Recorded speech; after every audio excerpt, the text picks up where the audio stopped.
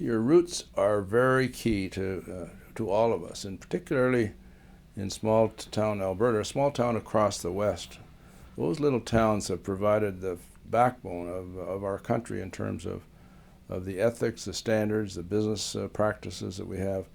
Most of them grew out of a small town, and if you look around business today in Canada, particularly in Western Canada, most of the people that are run these organizations, big or small, have roots in these small towns. The ethics that they have, their understanding of business, their relationships in the community, their philanthropic concepts, because we're a smart part of a small community.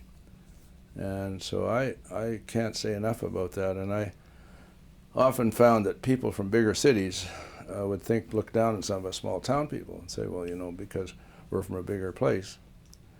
And I never accepted that. And even today, for example, it's still a theory that people have that if they come from New York to Calgary, they think that they're somehow smarter. Well, that's something I could never accept. In a small town like that, we extended credit to people, and we had to make a judgment on those people who were friends, neighbors, and so on, whether they could repay or not.